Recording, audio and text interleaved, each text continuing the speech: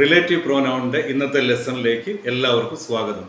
ഇന്നത്തെ ലെസണിൽ നമ്മൾ relative pronoun എന്താണെന്നും അതിനെ നമുക്ക് എങ്ങനെ ഉപയോഗിക്കാമെന്നും എക്സാമ്പിൾസിലൂടെ നോക്കാം. ഈ ക്ലാസ് തുടങ്ങുന്നതിന് മുമ്പായിട്ട് നിങ്ങൾ എൻ്റെ ഈ ചാനൽ സബ്സ്ക്രൈബ് ചെയ്യാൻ മറക്കരുത്.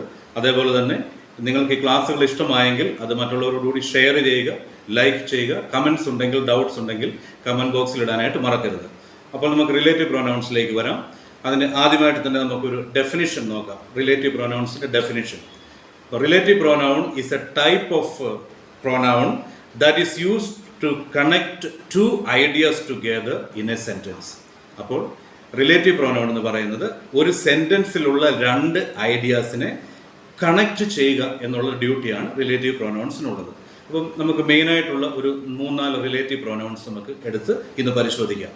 അത് ആദ്യമേ who, whom, whose, which, that, ഇത്രയും പ്രോനൗൺസിനെയാണ് നമ്മൾ ഇന്നെടുത്ത് പരിശോധിക്കുന്നത്.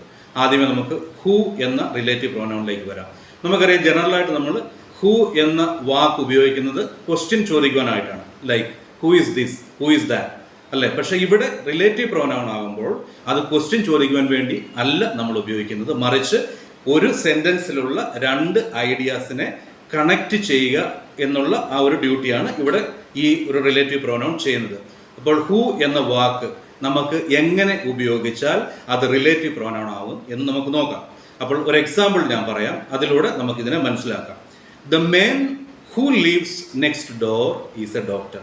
അപ്പോൾ ഈ സെന്റൻസ് അനലൈസ് ചെയ്യുന്നതിന് മുമ്പായിട്ട് തന്നെ ഞാൻ നിങ്ങളോട് പറയട്ടെ, ഹൂ എന്ന വാക്ക് നമ്മൾ എപ്പോഴും ആളുകൾക്ക് വേണ്ടിയാണ് ഉപയോഗിക്കുന്നത്. ഒരിക്കലും നമ്മളൊരു വസ്തുവിനെയോ ഒരു ആനിമലിനെയോ ഒരു സ്ഥലത്തെയോ പ്രതിപാദിക്കാൻ വേണ്ടി ഹൂ എന്ന വാക്ക് ഉപയോഗിക്കത്തില്ല. അതെപ്പോഴും ആളുകൾക്ക് വേണ്ടിയാണ് ഉപയോഗിക്കുന്നത്. വീണ്ടും നമുക്ക് ഈ എക്സാമ്പിളിലേക്ക് വരാം. The man who leaves next door is A doctor. അപ്പോൾ ഹൂ എന്നതാണ് ഇവിടുത്തെ റിലേറ്റീവ് പ്രോനൗൺ. ഇതെന്താണ് ചെയ്യുന്നത്? ഇത് ഈ സെന്റൻസിലുള്ള രണ്ട് ഐഡിയാസിനെ റിലേറ്റ് ചെയ്യുകയാണ്, കണക്ട് ചെയ്യുകയാണ് ചെയ്യുന്നത്. ഏതാണ് രണ്ട് ideas? The man who leaves next door അതൊരു ഐഡിയ ആണ്.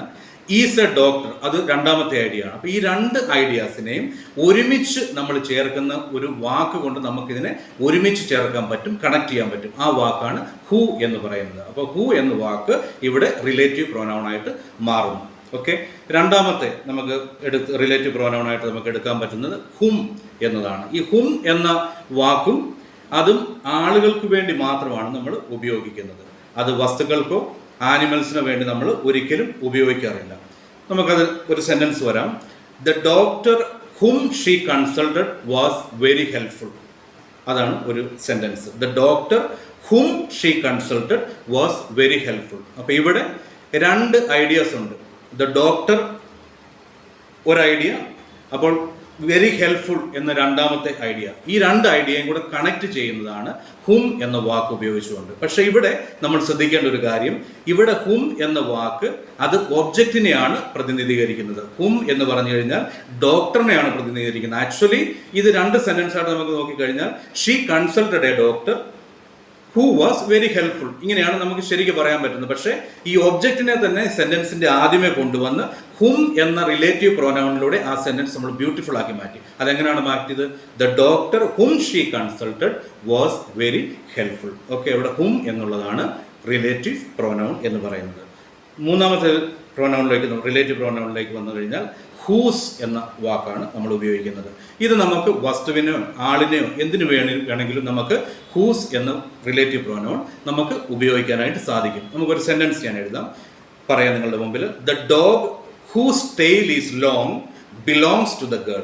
The dog whose tail is long belongs to the girl. ഇവിടെ ഈ ഹൂസ് എന്ന വാക്ക് റിലേറ്റീവ് പ്രോനൗൺ ആണ്. അത് actually refer to the dog ആണ്. ഇത് റെഫർ ചെയ്യുന്നത് ആ ഡോഗിനെയാണ്. അതായത് പട്ടി, നീളമുള്ള വാലുള്ള പട്ടി ആ ഒരു പെൺകുട്ടിയുടേതാണ് എന്ന് പ്രതിപാദിക്കുന്നത് ഹൂസ് എന്ന റിലേറ്റീവ് പ്രോനൗൺ ഉപയോഗിച്ചുകൊണ്ടാണ്. ഓക്കെ, നമുക്ക് അടുത്ത പ്രോനൗണിലേക്ക് വരുമ്പോൾ അത് വിച്ച് എന്നുള്ള റിലേറ്റീവ് പ്രോനൗൺ ആണ്.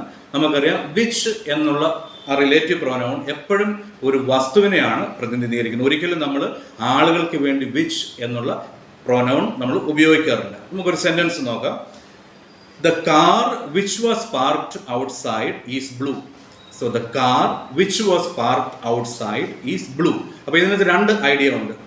പുറത്ത് പാർക്ക് ചെയ്ത കാറും അതൊരു ഐഡിയ, ആ കാറിന്റെ നിറം ബ്ലൂ ആണെന്നുള്ള രണ്ടാമത്തെ ഐഡിയ. ഈ രണ്ട് ഐഡിയാസിനെ കണക്ട് ചെയ്യുന്ന ഒരു റിലേറ്റീവ് പ്രോനൗൺ ആണ് വിച്ച്. അപ്പൊ നമ്മൾ വിച്ച് എന്നുള്ള വാക്ക് ഉപയോഗിച്ച് കഴിയുമ്പോൾ ഈ രണ്ട് ഐഡിയാസും കണക്റ്റഡ് ആവുകയാണ്. അതാണ് the car which was parked outside is blue. അതിന്റെ കളർ ബ്ലൂ ആണ് നമ്മൾ ഇതിനകത്ത് പറയുന്നത്. Okay, and the last one is that. ഈ ദാറ്റും വിച്ചും എല്ലാം ഓൾമോസ്റ്റ് സെയിം ആണ്. ഇത് രണ്ടും സെയിം ആണ്. പക്ഷെ ഇപ്പോൾ നമ്മൾ കൂടുതലായിട്ട് ദാറ്റ് എന്നുള്ള റിലേറ്റീവ് പ്രോനൗൺ ആണ് ഉപയോഗിക്കാറുള്ളത്. ഒരു എക്സാമ്പിൾ നമുക്ക് നോക്കാം. The book that I am reading is very interesting. The book that I am reading is very interesting. അപ്പോൾ നമുക്ക് വേണമെങ്കിൽ പറയാം the book which I am reading is very interesting. പക്ഷേ നമ്മൾ കോമൺ ആയിട്ട് ഉപയോഗിക്കുന്ന റിലേറ്റീവ് പ്രോനൗൺ ദാറ്റ് എന്ന pronoun ആണ്. അപ്പോൾ ഈ ദാറ്റ് എന്ന റിലേറ്റീവ് പ്രോനൗൺ പ്രതിനിധീകരിക്കുന്നത് it refers to the book that I am reading. Okay, അപ്പോൾ നിങ്ങൾക്ക് ഈ റിലേറ്റീവ് പ്രോനൗൺ എന്താണെന്ന് മനസ്സിലായെന്ന് ഞാൻ കരുതുന്നു. റിലേറ്റീവ് പ്രോനൗൺ എന്ന് പറഞ്ഞാൽ ഒന്നുകൂടെ നിങ്ങളുടെ മുമ്പിൽ ഞാൻ എക്സ്പ്ലെയിൻ ചെയ്യാം. റിലേറ്റീവ് പ്രോനൗൺ എന്ന് പറഞ്ഞു കഴിഞ്ഞാൽ ഒരു സെന്റൻസിലുള്ള രണ്ട് ഐഡിയാസിനെ കണക്ട് ചെയ്യുവാനായിട്ട്, റിലേറ്റ് ചെയ്യുവാനായിട്ട് ഉപയോഗിക്കുന്ന പ്രോനൗണിനെയാണ് നമ്മൾ റിലേറ്റീവ് പ്രോനൗൺ എന്ന് പറയുന്നത്. ഓക്കെ, വീണ്ടും ഒരിക്കൽ കൂടി ഞാൻ നിങ്ങളോട് പറയുകയാണ്, നിങ്ങൾ എൻ്റെ ഈ ചാനൽ നിങ്ങൾ സബ്സ്ക്രൈബ് ചെയ്യുക. നമ്മൾ മുമ്പോട്ട് പോകുമ്പോൾ ഞാൻ പറഞ്ഞ പോലെ തന്നെ എല്ലാ ക്ലാസ്സിൻ്റെ അവസാനം സ്പോക്കൺ ഇംഗ്ലീഷുമായിട്ട് റിലേറ്റഡ് ആയിട്ടുള്ള ഒന്നോ രണ്ടോ കാര്യങ്ങൾ നിങ്ങളുടെ മുമ്പിൽ ഞാൻ എല്ലാ ക്ലാസ്സുകളിലും പറയാം. നിങ്ങൾക്ക് വളരെ ഉപകാരപ്രദമാകുമെന്ന് ഞാൻ വിശ്വസിക്കുന്നു. നമ്മൾ പലപ്പോഴും ഇംഗ്ലീഷ് ഭാഷ സംസാരിക്കുമ്പോൾ പല വാക്കുകളും റിപ്പീറ്റഡ് ആയിട്ട് ഉപയോഗിക്കാറുണ്ട്. അതായത് ഒരു മീനിങ് ആണ്, പക്ഷെ അത് രണ്ട് വാക്കുകളിൽ ഒരു മീനിങ് ആണ്, പക്ഷെ നമ്മളത് ഒരേപോലെ ഉപയോഗിക്കാറുണ്ട്. അങ്ങനെയുള്ള ഒരു രണ്ട് വാക്കുകൾ അല്ല 3 വാക്കുകൾ ഞാൻ നിങ്ങളുടെ മുമ്പിൽ ഇന്ന് പറയുവാണ്. നമ്മളത് അവോയ്ഡ് ചെയ്യാനായിട്ട് ശ്രമിക്കുക. For example, ATM machine. നമ്മൾ പറയുന്നതാണ് ATM മെഷീൻ. ഇവിടെ ATMന്റെ ഫുൾ ഫോം എന്ന് പറഞ്ഞാൽ ഓട്ടോമേറ്റഡ് ടെല്ലർ മെഷീൻ ആണ്. അപ്പോൾ ഓൾറെഡി അതിനകത്ത് മെഷീൻ എന്നുള്ളൊരു വാക്ക് വന്നു കഴിഞ്ഞു. വീണ്ടും ഒരു മെഷീൻ, ATM മെഷീൻ. അപ്പോൾ എന്ന് പറഞ്ഞു കഴിഞ്ഞാൽ 2 പ്രാവശ്യം നമ്മൾ മെഷീൻ എന്ന വാക്ക് ഉപയോഗിച്ച് നമ്മളത് അവോയ്ഡ് ചെയ്യാനായിട്ട് ശ്രദ്ധിക്കുക. രണ്ടാമത്തെ ഒരു വാക്കാണ് ഫ്രീ ഗിഫ്റ്റ്. ഇതിനകത്ത് ഗിഫ്റ്റ് ഓൾവേസ് ഫ്രീ ആണല്ലേ. നമ്മൾ ആർക്കും ഒരു ഗിഫ്റ്റ് കൊണ്ട് കൊടുത്തിട്ട് അതിൻ്റെ പൈസ മേടിക്കാറില്ല. അപ്പോൾ ഗിഫ്റ്റ് ഓൾവേസ് ഫ്രീ ആണ്. അതുകൊണ്ട് നമ്മൾ ഒരിക്കലും ഫ്രീ ഗിഫ്റ്റ് എന്ന് പറയാറില്ല. സിംപ്ലി നമ്മൾ ഗിഫ്റ്റ് എന്ന് പറഞ്ഞു കഴിഞ്ഞാൽ അത് ശരിയാവും. ഓക്കെ, മൂന്നാമത്തെ ഒരു വാക്ക് ജനറൽ പബ്ലിക് എന്ന് നമ്മൾ പലപ്പോഴും പറയാറുണ്ട്. പബ്ലിക് എപ്പോഴും ജനറലാണ്. അതുകൊണ്ട് ജനറൽ പബ്ലിക് എന്ന് പറയേണ്ട ആവശ്യമില്ല, പബ്ലിക് എന്ന് മാത്രം പറഞ്ഞാൽ മതി. ഓക്കെ, അപ്പോൾ ഇന്നത്തെ ഈ വീഡിയോ നിങ്ങൾക്ക് എല്ലാവർക്കും ഇഷ്ടപ്പെട്ടെന്ന് കരുതുന്നു. വീണ്ടും അടുത്ത ക്ലാസ്സിൽ അടുത്തൊരു പ്രോനൗണുമായിട്ട് വരുന്നത് വരെ ബൈ.